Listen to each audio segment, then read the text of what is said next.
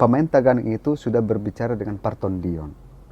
Batara guru humundul, batara guru humutar, batara sioloan amang pangoloi. Kalau udah datang Pargoci pada masa itu sudah sangat dihormati dan penempatannya pun secara khusus. Jadi kalau sekarang ini amang Pargoci, apakah kita sudah sanggup memikul Batara Guru?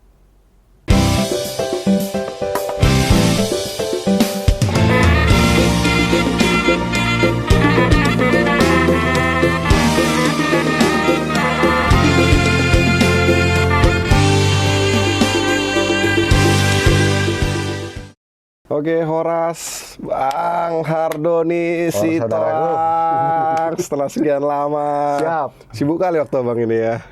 Menyibukkan. Lagi ngerjain apa Bang sebenarnya Bang? Saat ini hari-hari kita biasalah. Kemarin habis dari Thailand ya. Habis dari Thailand, kita ada privat di sini, privat musik Batak. Tapi di luar itu kekosongan kadang-kadang kan kita membuat produksi seruling, produksi tulila juga kita. Di studio Gondang Thai ya Bang ya, Ya, namanya ya Bang ya. Ya. Di daerah Rawamangun ya Bang ya. Betul. Abang ini sosok tokoh pelestari budaya Batak, khususnya musik tradisi ya Bang ya.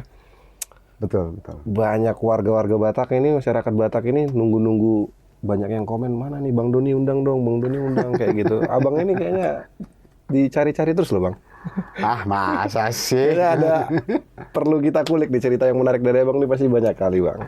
Siap. Khususnya aku pengen tahu dulu Bang, Abang ini kan lahir dari seorang seniman, bisa dibilang maestro ya Bang, maestro musik Batak ya. Opung Guntur Sitohang ya Bang. Betul, betul. Gimana Abang dulu, masa kecil Abang dilahirkan dari seorang seniman musik Batak itu seperti apa Bang? Sebenarnya bisa dikatakan panjang ceritanya ya, karena ada pemahaman orang Batak dulu yang aku dengar ya. Kalau melanjutkan musik, menjadi pelaku musik ya, itu katanya akan menghilangkan senior, maksudnya seniornya yang meninggal kan gitu. Iya. Banyak hal lah. Tapi intinya begini, hal itu nggak pernah kita maknai menjadi hal yang benar terjadi, tapi kita memang sudah terbangun karena di rumah hari-hari Bapak almarhum Guntur itu kan selalu ada tamu dari teman senimannya, dari para pelaku-pelaku budaya, jadi tentu hari-hari sudah berhadapan dengan pelaku juga dan berhadap dengan musik juga. Apalagi kalau misalnya ada liputan-liputan dari TVRI, dari liputan TV, tentu akhirnya kan kita dilibatkan. Ya minimal main hesek kan. Main hesek Abang di situ ya. Main hesek, main tempo. Nah pelan-pelan kan kita nyuri-nyuri juga. Kenapa nyuri-nyuri? Istilah nyuri-nyuri ini gini, dari falsafah Batak, mata guru rohasisean kan. Mata guru.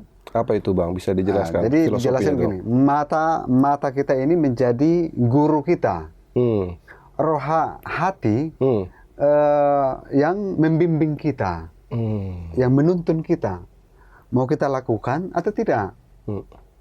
Jadi kalaupun mau kita lihat tapi hati nggak menuntun ya sama aja. Iya. Kan banyak hal yang terjadi dalam kehidupan ini. Nah, ketika kita mulai melirik, pelan-pelan kita mukul, ikut, dilebatkan. Ya kira-kira begitulah selanjutnya sampai bisa dikatakan sampai SMA.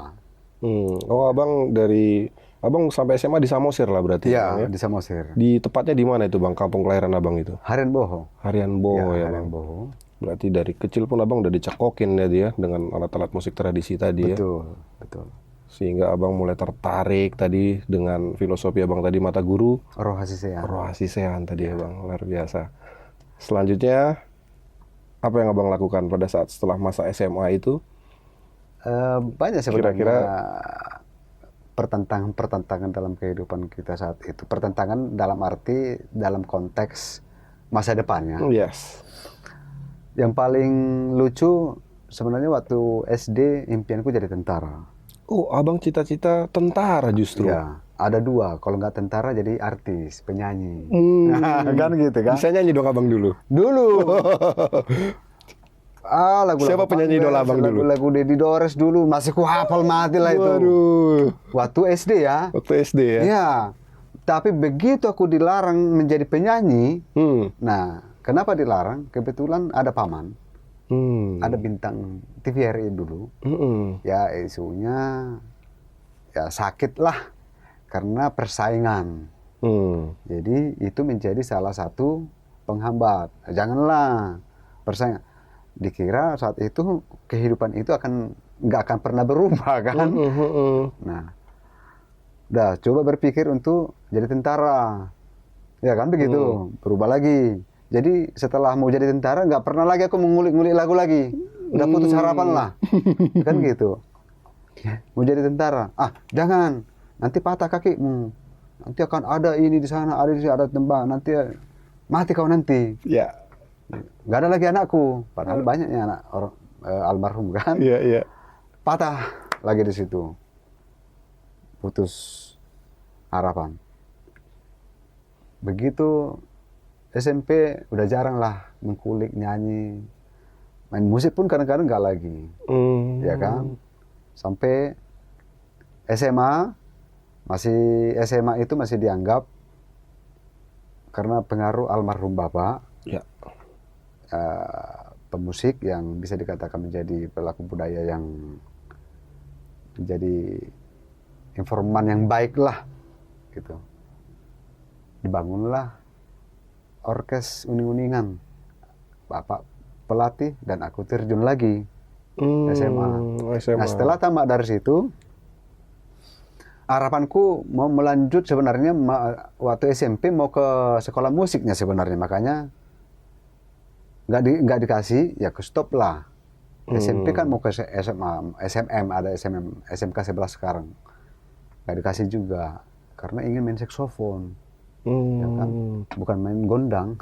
Oh, dulu abang malah saksofon tertariknya ya? Iya, karena ada Sopo Badrakas yang selalu datang ke Samosir dulu, ada Marwan pemain saksofonnya. Waduh, suka kali aku. Kalau udah dengar saksofon sampai sekarang detik ini, udah melepek-lepek lah.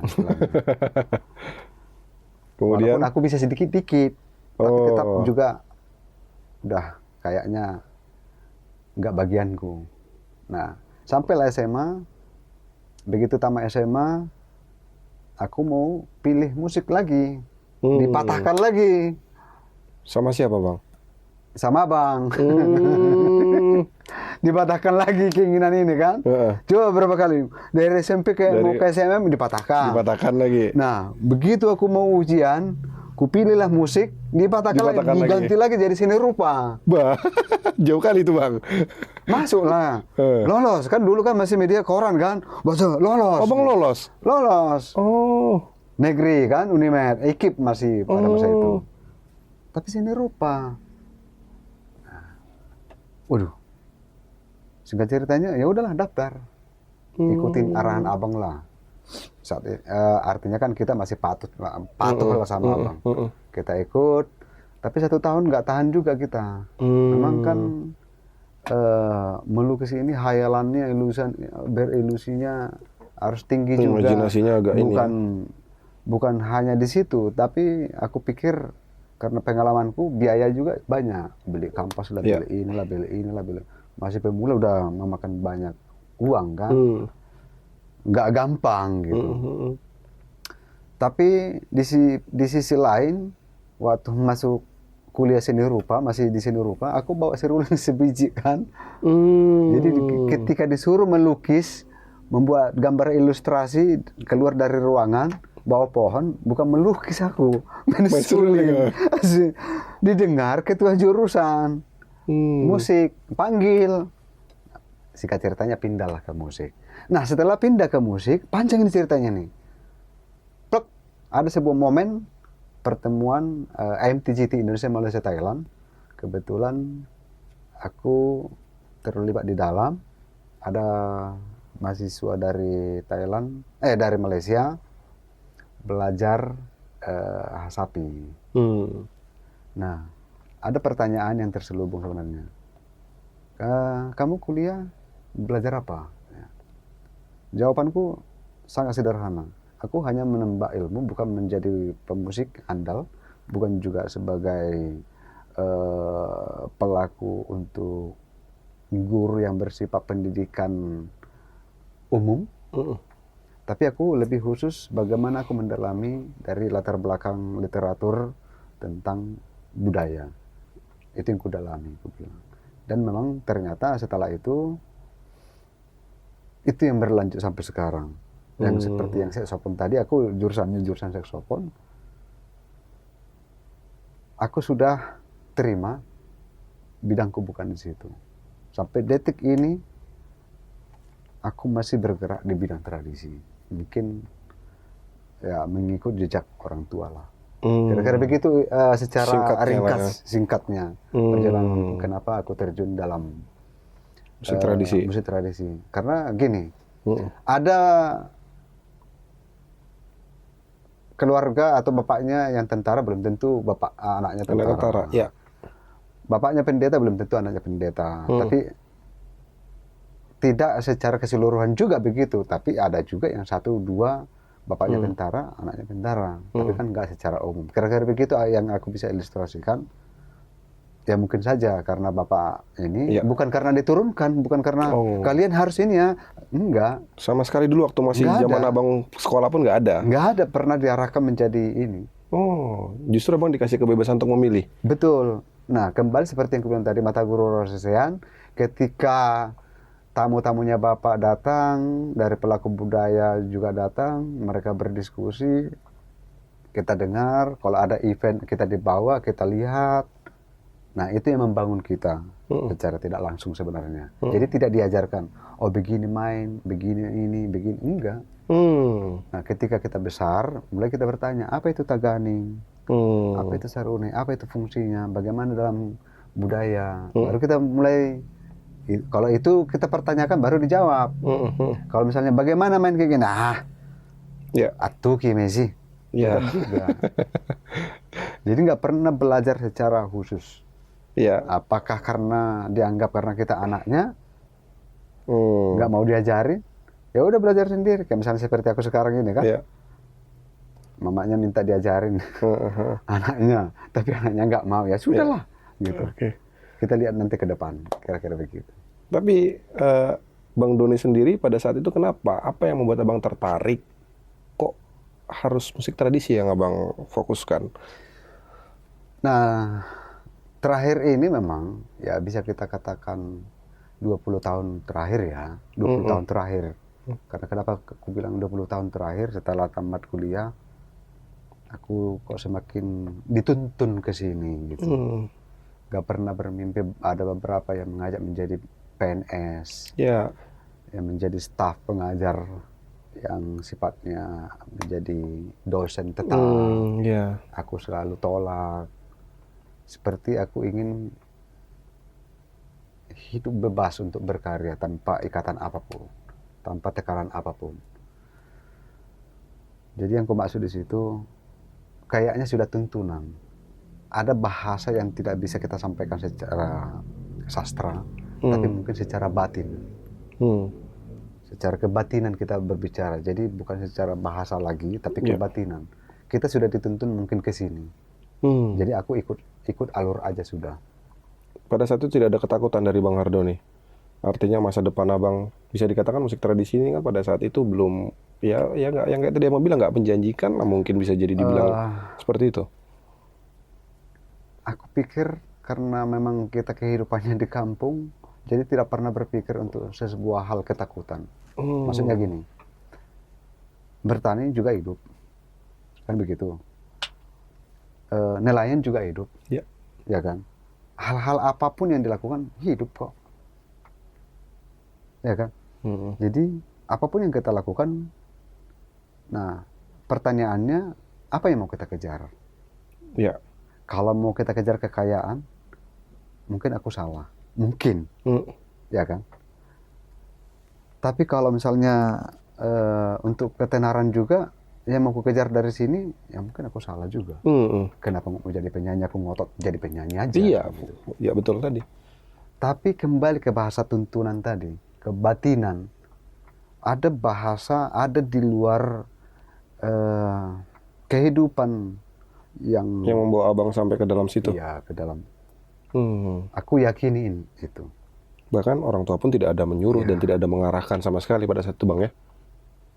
Aku yakinin itu bahwa ini bukan pilihan kita, tapi kita sudah ditakdirkan untuk itu. Tentu harus kita nikmati.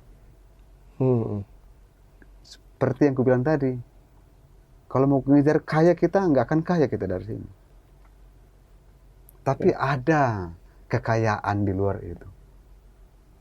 Kekayaan nama kita, atau ya mungkin secara luhur kita menjadi cucu yang baik. Mewarisi tadi ya, Bang ya. Menjadi cucu yang baik. Ya bagus, bagus. Kau teruskan kepada generasi katanya kan. Bang Doni. Terus itu abang pada saat itu alat musik tradisi apa yang abang maksudnya yang abang sukai lah pada saat itu? Seruling kah tadi, tagading-kah? Jadi apa istilah bahasanya tuh? Liar sebenarnya, tidak ada menjadi khusus. Tidak ada spesifik? Nggak ada spesifik. Tahu juga awalnya kan mukul hesek. Kan?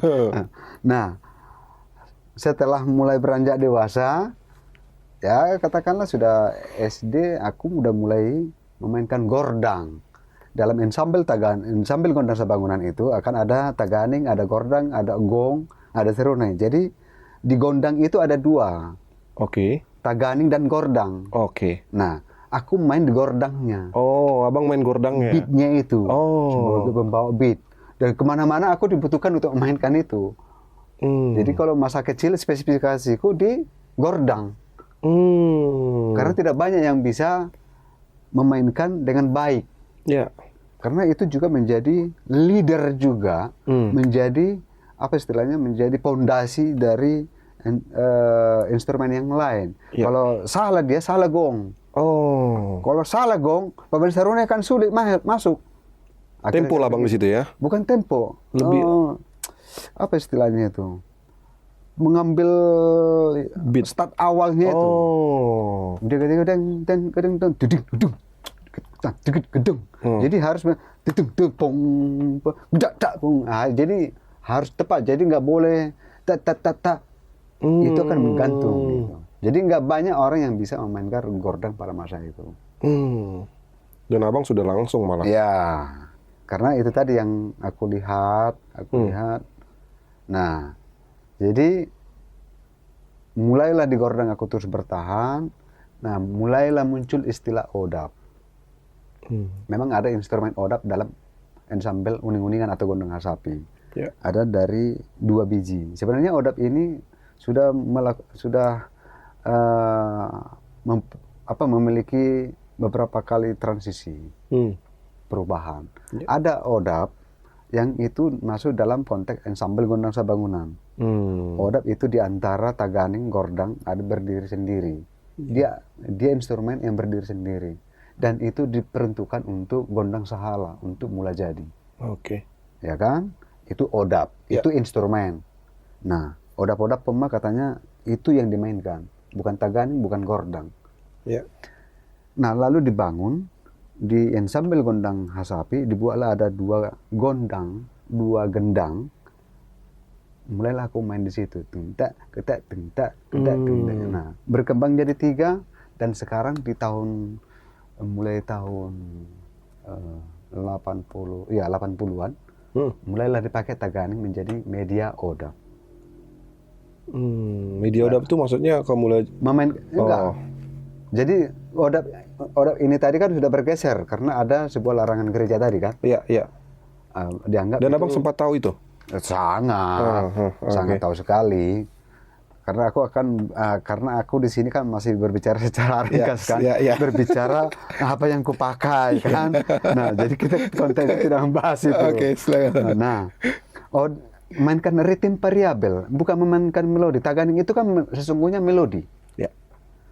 Taganing itu kalau berbicara taganing, maka berbicara melodi. Hmm. Berbicara gordang, maka akan berbicara ritme variabel konstan. Artinya odap, seperti beat. Ya. Nah, dua hal yang berbeda antara gordang dan taganing. Nah, sekarang, makanya itu yang kemudian tahun 80-an berubah, mulai ada perubahan. Taganing bukan lagi semata-mata hanya masuk dalam ensemble Gondang Sebangunan, tapi sudah masuk dalam komposisi musik tiup Batak Toba.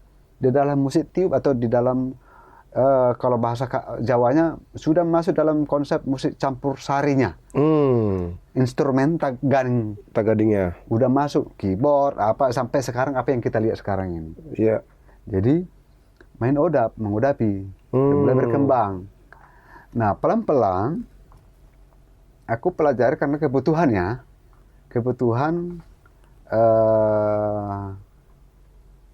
untuk event kadang-kadang kan hanya membutuhkan satu repertoar, kan nggak perlu harus memanggil yang ahlinya. Ya. Karena kan pertunjukannya kan hanya pertunjukan-pertunjukan yang biasa. Nah, aku coba belajar memainkan taganing, melodi tadi, melodi ritmis kan. Nah, di satu momen juga dibutuhkan sarune. Aku nggak pemain sarune, tapi aku bisa main sarune. Aku tidak pemain taganing, tapi aku bisa main taganing. Kira-kira begitu secara keseluruhan dalam musik Batak ini. Aku tidak ada yang kukatakan aku ahli di bidang ini. Semua aku bisa, tapi tidak profesional.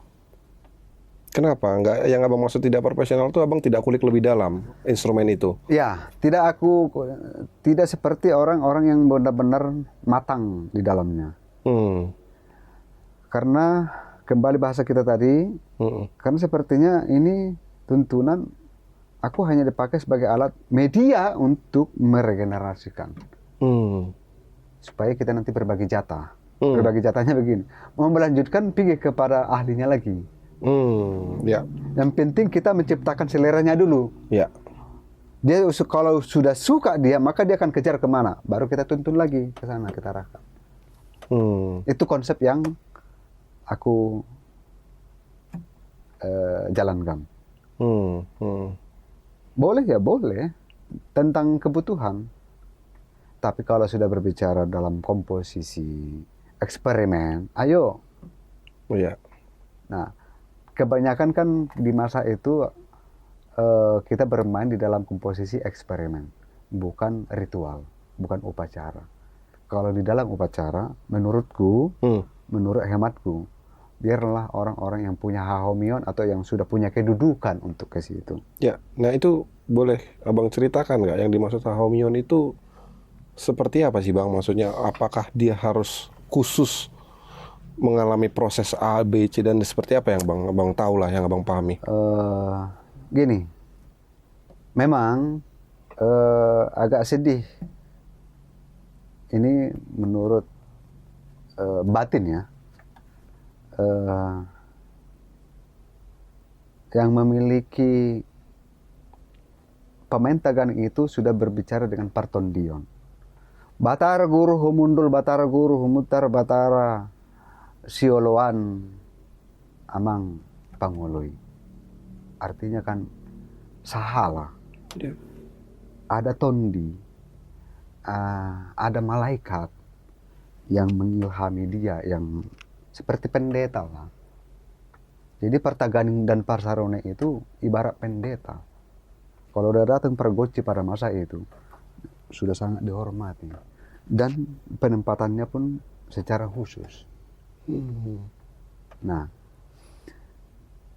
karakteristik juga akan menentukan pemain taganing tadi. Attitude. Ya. Keteladanan dia sebagai Batara Guru. Ya. Nama saja kan sudah bisa kita analis ya. Ya. Batara Guru. Jadi kalau sekarang ini amang pergoci, apakah kita sudah sanggup memikul Batara Guru? Tapi kembali seperti bincang-bincang kita di luar podcast tadi kan, bahwa budaya ini adalah budaya formalitas. Ya. Ya toh? Ya. Apapun itu yang menghebohkan ketika itu main secara membrutal, baru itu yang bagus. Main secara kuat-kuatan, Iya. main secara ego-egoan, baru itu yang bagus. Ya. Itu selera masyarakat. Jadi tidak lagi berbicara hohom marhahomion. Itu kan budaya. Sebenarnya kan budaya kita ini sangat kental dengan etika. Ya. Tapi sekarang ini sudah luntur. Nah, kok jadi ke sini pembicaraan Kenapa? kita? Menarik juga Bang. Jadi aku pengen tahu juga yang Abang bilang tadi mulai luntur tadi, artinya mereka apakah karena pengaruh teknologi, belajar melalui online atau seperti apa? Bang Hardoni melihatnya kan tadi agak sedikit teriris lah mungkin hati dari seorang pelaku budaya seperti Bang Hardoni melihat seperti itu gitu. Bisa dikatakan ya pasti sangat punya dampak yang kuat tentang dunia digital. Karena kan belajar kan tidak hanya secara teori, Ya. ya, praktek. Dua hal yang harus berdampingan. Nah, artinya kalau dulu kan kita masih belajar secara face to face. Iya. Ada poda. Iya. Sebelum kita dibunyikan atau membunyikan, kita dinasehati dulu. Iya. Ya kan? Dan dinasehati ini tuh nggak langsung bunyi hari itu. Iya.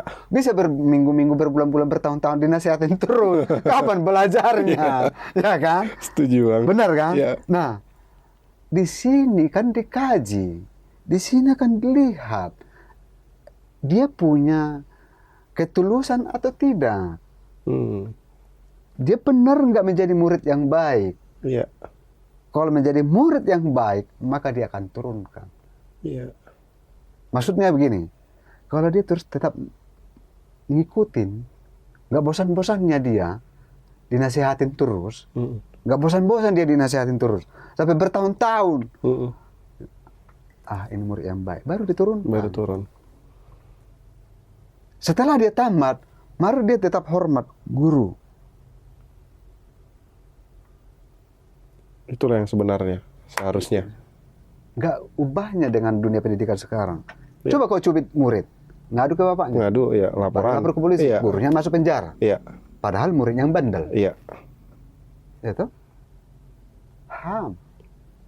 Rasanya itu sudah Akan sama, Ya. sebenarnya konteksnya sama. Oke. Dulu kita lintah di betis kita ini kan, merah-merah. Ngadu kita ke bapak kita, makin kelibas. Malah makin dilibas kita ya. Iya kan? Iya. Betul. Aku pikir banyak pengaruh dunia digital dalam kehidupan kita. Banyak. Karena kan kalau dia belajar dari YouTube atau yang media-media digital yang lain, dia tidak dipesankan tentang arti dan makna. Dia tidak akan dipesankan, dinasihatkan tentang etika dan yang lain-lain. Ya. Ya kan? Secara emosional pun dia nggak akan temukan. Emosional kalau bahasa Abatahonya, secara partondionnya, Ya. soul atau sense daripada permainan itu, bunyi-bunyian itu, dia nggak akan menemukan itu. Kira-kira begitu, itu pengaruh. Jadi itu sangat berdampak memang di era sekarang. Artinya tidak pada zaman dulu, pada eranya Bang Doni mungkin tidak segampang itu untuk bisa Tidak. bermain musik alat tradisi itu ya Bang. Tidak segampang itu. Berbanding terbalik dengan era saat ini. Itulah yang aku bilang tadi, kalau sudah Partaganing, sudah punya homion, karakter yang lain-lain. Dan itu sudah banyak pergeseran. Artinya itu sih balik lagi ke apa bisa jadi ke pelaku main musik tradisinya kah, atau memang balik lagi orang yang hanya ingin instan? Ya, sebenarnya dua-duanya aku pikir sama untuk saat ini. Untuk saat ini berbicara saat ini. Iya. Karena kenapa aku bilang begitu? Kalau dulu kan kalau dibilang instan kan nggak juga. Betul. Karena nggak ada honornya per goce saat itu. Lalu Nggak ada apa? honornya. Lalu apa, Bang? Nggak ada fee. Fee-nya itu hanya kan hasangapun arti. Kalaupun ada itu dari apa namanya? Nani alak manugot tenarom tari paridana sesuparopan tabu.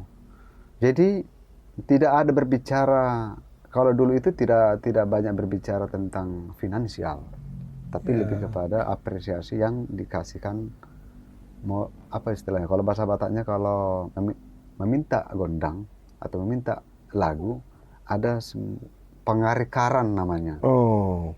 Seperti uang. Amang pargo cinami bami jo gondang mula-mula ini. Jadi itu yang dikumpulin, nanti setelah dapat itu baru dibagi. Kalaupun nanti ada dari hasil huton, itu nggak seberapa. Jadi kalau kita bilang bicara finansial kesejahteraan pada masa itu nggak juga. Ya kan? Jadi dua hal yang berbeda kepada sekarang. Sekarang sudah instan. Sasarannya kan uang. Honor, malah yang dipertanyakan bukan gimana musiknya. Iya. Malah langsung to the point. Itu yang mungkin bisa menjadi membuat musik tradisi tadi mulai agak mengalami pergeseran yang tadi kita bahas ya Bang ya. Iya.